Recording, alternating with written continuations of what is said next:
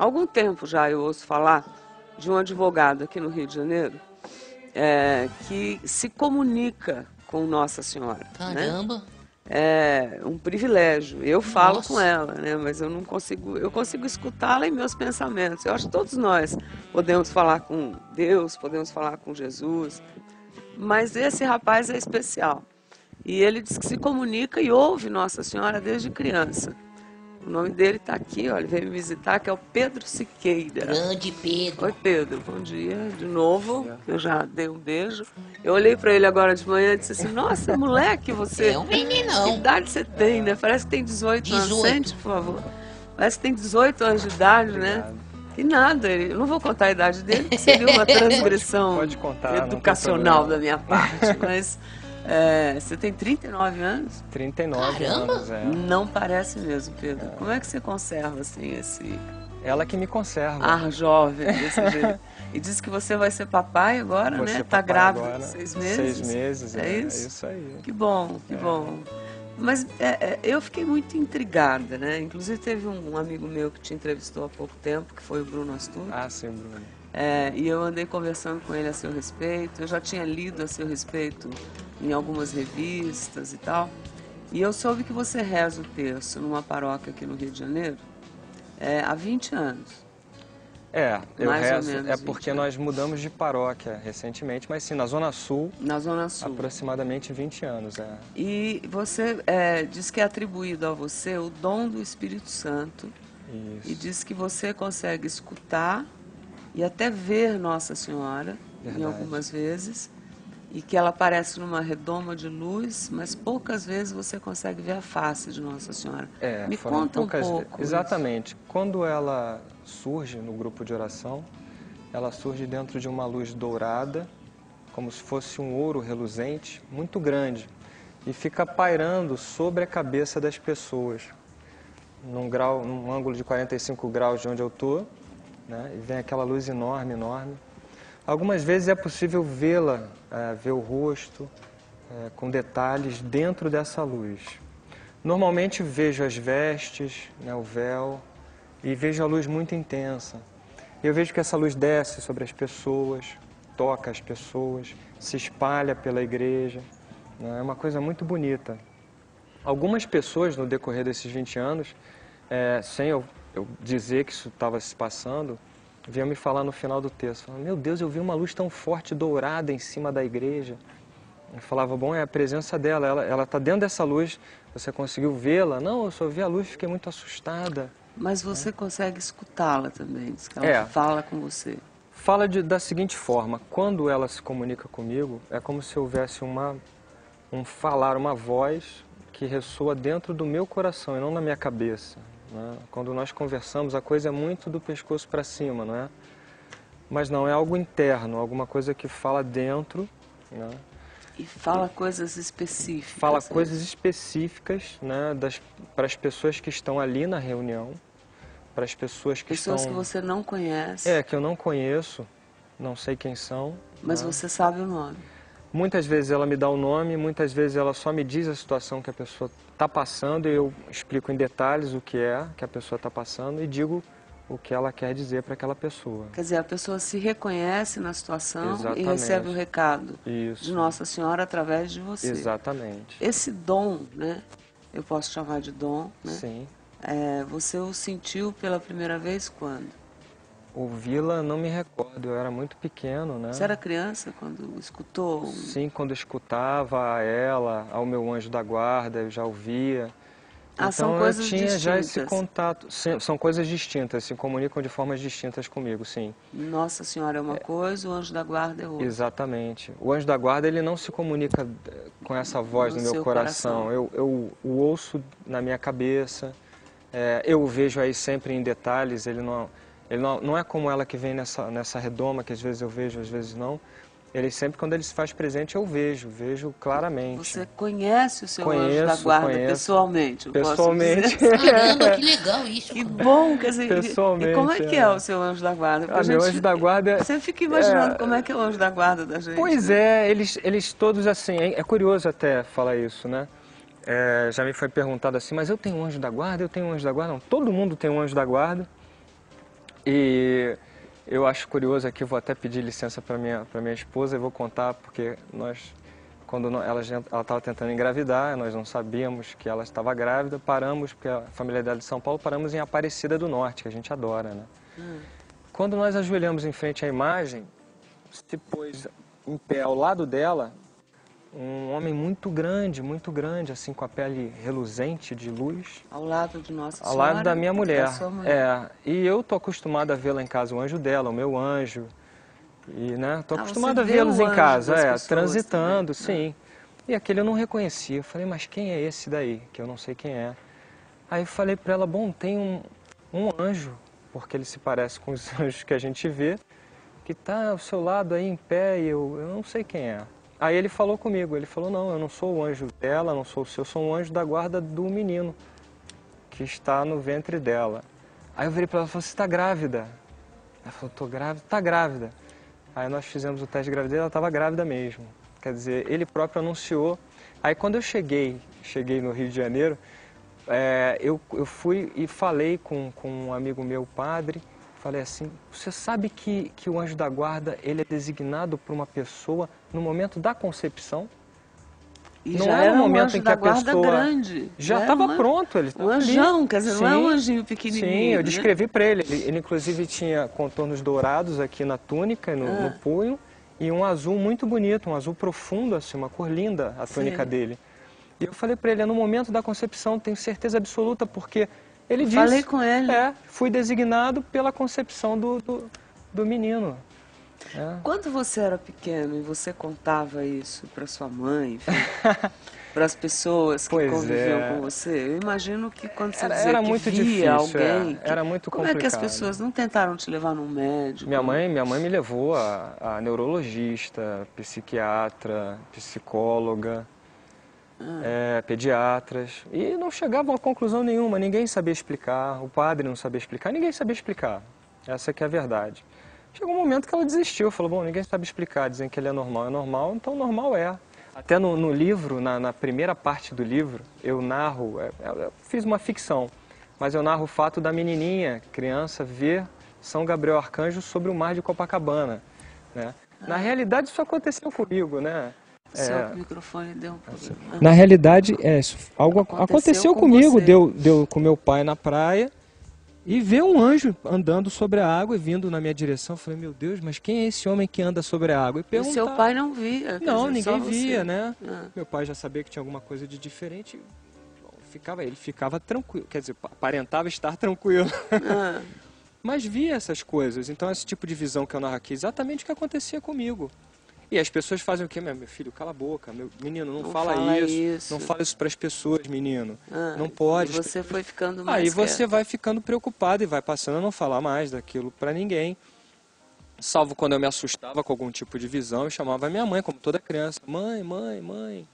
Porque eu sou o que você enxerga, não só os anjos da guarda, os anjos do bem, mas você também diz que você vê, diz que existem espíritos do mal também. Sim, existem, Como é que você existem seres. isso? Porque o que aconteceu no início dos tempos, né, 1/3 dos anjos que viviam na presença de Deus decaíram, né, sob o comando de Lúcifer.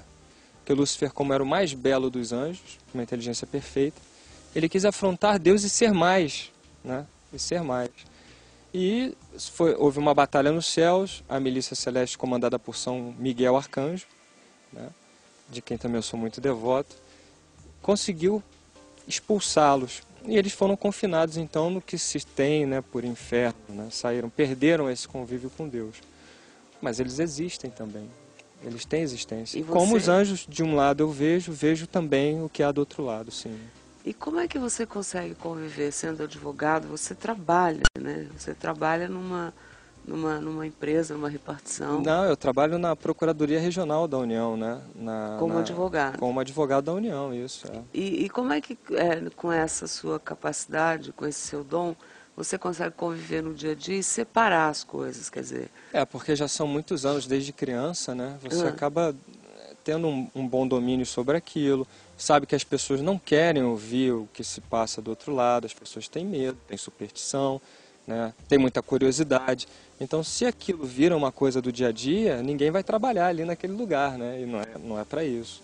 Mas é claro que nós aqui estamos aqui cercados pelo mundo espiritual, né? Quer dizer, você consegue vê-los. Sim, então. sim. Eu sempre digo que eu tenho atualmente 13 anjos da guarda. Eu não sei quantos você vê, mas ou o meu anjo da Tem um guarda é só. muito poderoso, né? Porque, na verdade, a sensação que eu Olha, sinto eles é que eu sou trabalham muito bastante. protegida, né? Por eles, né? Seja verdade. o meu anjo da guarda Sim, e sim. enfim, Mas os espíritos que me ajudam e me protegem. Então, eu não só acredito, como sinto, né? Muito bom. Mas eu nunca consegui vê-los, né? Eu os imagino e sinto. E como eu digo, eu escuto com... Não é que eu escuto, eu sinto com a alma, né? Às vezes mas é muito mais que isso que você faz, ao ponto de você hoje em dia estar, né, a serviço de uma igreja, não é? Porque você acaba indo todas as semanas na igreja. Hoje E em o dia eu seu vou terço uma hoje... vez por mês. Na verdade, quando começou, eu não tinha tantos afazeres assim, era toda semana, era toda sexta-feira. E o que me impressionava, porque no início, quando nós começamos com o grupo de oração, a devoção do terço não era o centro daquilo.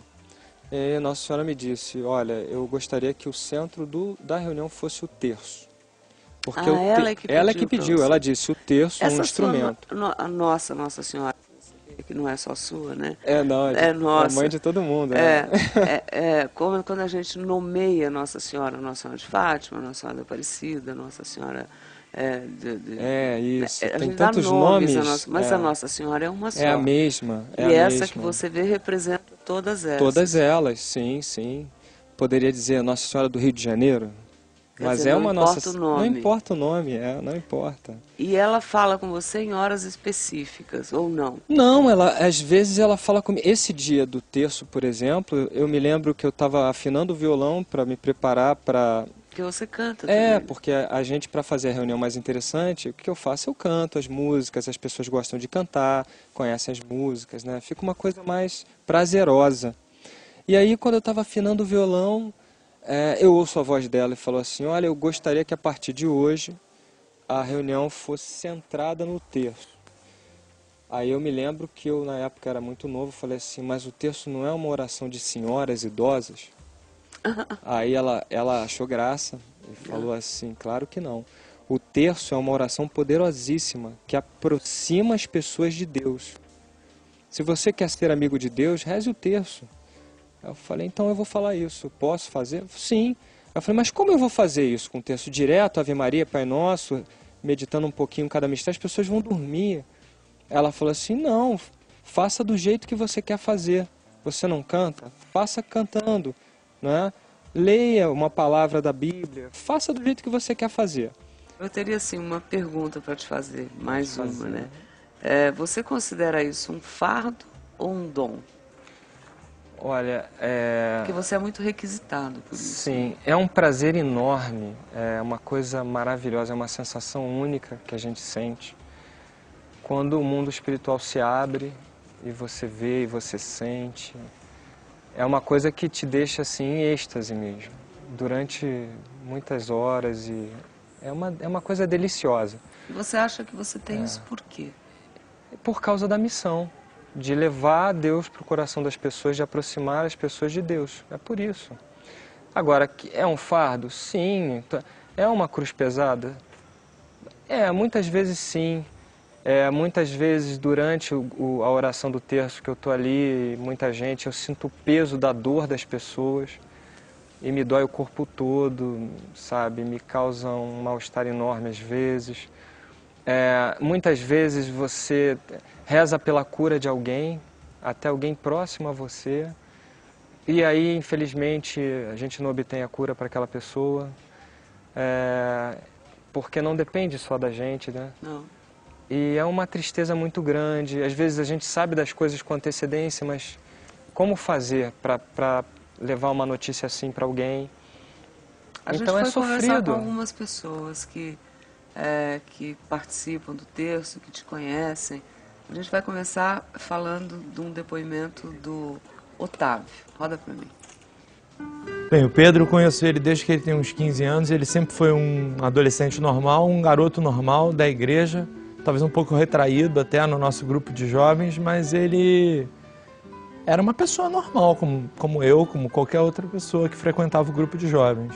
Reencontrei o Pedro nos últimos 6 anos a partir de alguma coisa que aconteceu comigo num retiro. Eu pesava 140 quilos.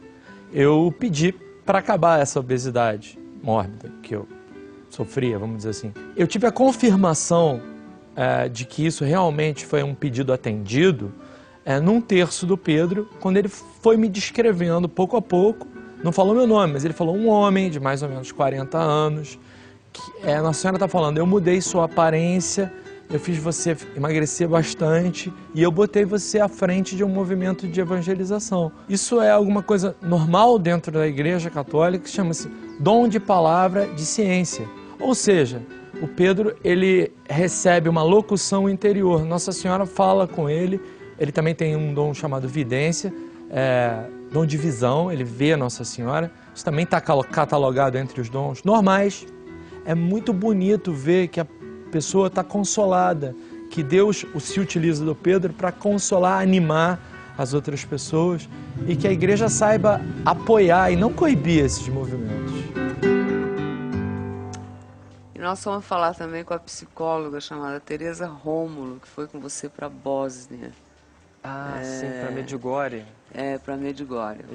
Roda pra gente. Pedro foi uma pessoa que me ensinou a rezar com mais profundidade, a conseguir a paz, a conseguir através do amor, da oração fervorosa, da vida, né, dirigida para uma vida normal, mas uma vida em oração, uma vida que você se aproxima da sua religião, que você entende a sua religião. Ele conseguiu me transmitir. Além disso, existem as mensagens que são dadas e são bárbaras. Eu já recebi várias mensagens, são sempre muito tocantes. A viagem que mais me tocou foi a ida para Medjugorje com o Pedro e a família dele. É uma viagem de peregrinação. Um dia à noite, numa das idas, as subidas dos morros das aparições, chovia muito, chovia fininho, mas chovia constantemente. E nesse morro tem uma imagem de Nossa Senhora como ela apareceu. Sentamos ao redor dessa imagem e várias pessoas tocavam e cantavam músicas muito calmas, muito serenas. Quando eu olhei para o céu, abriu uma clareira e apareceu uma luz muito forte, como se fosse uma lua cheia. E aí, nesse momento, passa uma senhora envolta no manto e passa bem devagar contra essa luz. E eu dei um grito, eu gritei, olha.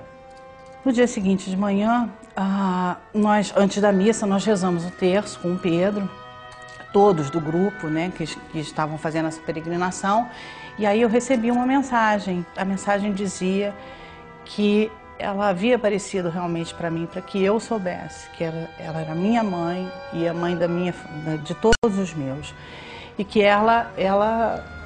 que eu podia contar com ela, que ela estava ali.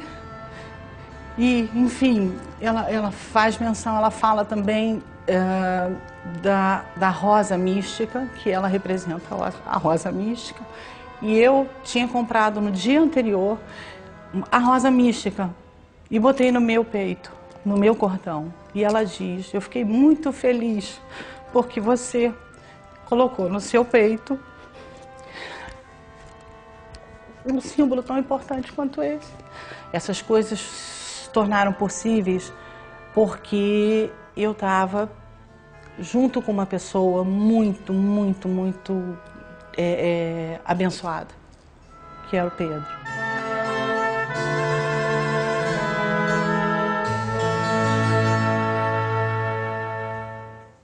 Já que hoje é dia de Nossa Senhora de Fátima, a gente conversou com uma outra pessoa que é uma seguidora sua e que te admira muito, ela disse que presenciou um momento mágico numa visita em Fátima, em Portugal, que é a estilista Valéria Lima. Fala, Valéria. Quando eu comecei a ir ao texto do Pedro, a minha mãe é que me chamou e eu fui, eu não frequentava a igreja. Só que eu cheguei lá e senti uma paz muito grande. Quando eu saí da igreja, eu sentia uma leveza, uma alegria, uma paz, um sentimento maravilhoso, sabe? Aquela paz, aquela alegria que ali a gente sente, não só eu, como todo mundo, é uma alegria serena, muito tranquila, com muita paz, né? É uma alegria diferente, que nada te dá aquilo ali, essa alegria, nada te dá essa paz, né? É a verdadeira felicidade, né? O Pedro é um rapaz com muitos dons, e no texto do Pedro tem sim milagres, muitos milagres. Nós vimos o milagre do sol. Foi uma experiência maravilhosa, estava chovendo muito, a gente estava fazendo a via sacra e estava subindo um monte. Quando chegou lá em cima, o céu abriu, parou de chover e abriu um clarão, como você vê nas fotos, abriu o céu e o Pedro olhou para o céu e falou assim: gente, tá caindo chuva do céu azul. E daqui a pouco começou um espetáculo, sabe? Que não tinha como negar. Eu estava vendo aquilo, entendeu?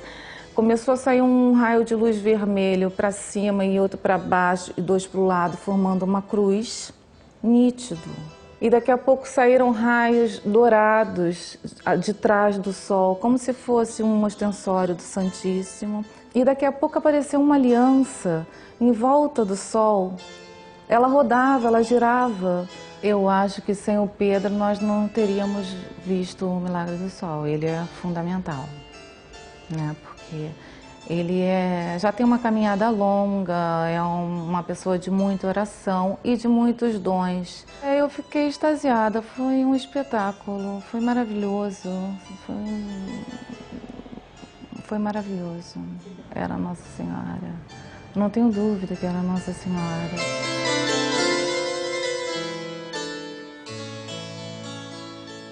Quando a gente escuta essas pessoas, né, falando do seu dom e das coisas que você doa, né? O dom é exatamente de se doar, de doar, né? Alguém da igreja em algum momento disse para você parar, porque a igreja, de uma certa forma, poderia entender esse seu dom como uma outra forma de religião. Poderia. Não é? A gente está falando de ver espíritos, ver... Não é? Poderiam. Como é que a igreja acolhe isso? Nós somos brasileiros, existe um sincretismo religioso muito forte. Não sei se isso agrada a Igreja Católica, provavelmente não. E claro, eles não querem ver confundida a fé deles com a fé de outras religiões. Essa é a grande preocupação. Então sim, por diversas vezes durante a minha vida rezando o texto, me falaram: será que você não podia suprimir essas visões? Será que você não podia ir lá só rezar e cantar? E pronto. Não dá mensagem, não fala dessas coisas. Será que não podia? Ora, se eu fizesse isso, eu estaria traindo exatamente... O porquê. O porquê, a minha missão e Nossa Senhora. Seria uma traição profunda, né? Uma traição profunda. Porque se eu vim ao mundo desse jeito, é para que isso fosse exercitado desse jeito. Eu não posso me calar, não existe negociar isso. E entende? na Igreja Católica. Na Igreja Católica, Eu não vejo nenhum dogma da Igreja ser afrontado com isso. Não é nenhuma novidade, a Igreja teve grandes místicos ao longo dos anos, não é verdade? Grandes místicos. São Francisco de Assis, Santo Antônio, Padre Pio, Frei Galvão, brasileiro. Não há nenhuma... Né? Olha, eu ficaria aqui não só... conversando com você, que é muito bom, a sua energia é muito boa. Obrigado. Mas antes de eu falar com você de novo, eu vou ler seu livro. Senhora das Águas, está aqui, está em todas as bancas hoje do país. Pedro Siqueira. Linda capa, hein? Linda capa. Muito linda. Que é um pouco dessa história também que você falou da água, que Nossa Senhora veio, né? Exatamente. Que essa visão sua e que é um romance. É um romance. Que é um romance, na verdade, baseado na história de todos nós que buscamos ser amigos de Deus. Uma pessoa que não tinha uma crença, uma pessoa que tinha uma vida toda organizada, de sucesso, e de repente a vida dela começa a ruir, inclusive no matrimônio dela, doenças, ela própria fica gravemente enferma e questiona muito a existência de Deus. Depois ela passa a acreditar que Deus possa existir, mas que Deus é um sujeito estranho. Porque por que nós temos que sofrer dessa forma? Por que não pode ser uma coisa mais simples? E isso chama muito a atenção dela. E ela, muito investigativa, passa a mergulhar nesse mundo. Ela quer saber por quê. E Deus coloca no caminho dela pessoas que são pessoas, de certa forma, místicas. E que levam ela, no final das contas, ao santuário. Pedaço da sua história aqui, é um pedaço da história de muita gente que frequenta lá. E se passa no Santuário de Lourdes. Por que Rainha das Águas, Senhora das Águas? Porque as águas de Lourdes curaram milhares de pessoas ao longo dos tempos, né? Todos os tipos de doença. E ela vai para lá para procurar a cura física dela. E a cura do coração. E a cura da mente. E a cura da vida. Porque a Nossa Senhora, ela não quer a cura física só. Ela quer a cura global. É isso que eu sempre digo para as pessoas. Da alma. Da alma, do coração. Se o seu coração está ferido, entregue para ela, não é? Se a sua mente está confusa, as ideias são pesadas, negativas, entregue seus pensamentos a ela. Ela está ali para isso, ela veio para nos socorrer. Né? Ela cuida é mãe, ela é uma mãe, ela é mãe, ela é uma coisa doce, suave. Nunca a vi de cara emburrada. Ela sempre está sorridente, ela sempre está carinhosa. Ela é de um carinho extraordinário. Isso que vocês viram aí no depoimento, da pessoa se sentir de repente em paz, acolhida. Alguns se sentem abraçados lá. É uma felicidade diferente. É uma felicidade diferente, é um carinho. É uma felicidade ela tem de paz, né? um toque de mãe doce. Só ela tem. Vocês já foram apresentados ao Pedro, eu estou muito honrada disso. Muito legal. Eu queria pedir para você cantar uma música para a gente pro intervalo. Vamos que sim. daqui a pouco a gente vai ter dicas preciosas para deixar não só a sua alma organizada, mas também como arrumar a tua casa, arrumar o seu armário, o seu escritório. E nós vamos pro intervalo com essa voz. Vire para lá para mim, Pedro. É aqui? Aqui, ó, fica aqui, isso. E aí a gente vai para o intervalo com essa voz gostosa, né? Para você meditar e pensar no dia dela hoje, né? Para ela te visitar. Aí, ela está aí com você. Pedro Siqueira. É verdade, ela está. E hoje, no dia de Nossa Senhora de Fátima, né, gostaria de pedir licença a todos aqueles que são filhos devotos, amados, né, filhos queridos, e cantar a música mais tradicional que possa existir sobre Fátima. Peço perdão pela minha pouca técnica, mas é de coração.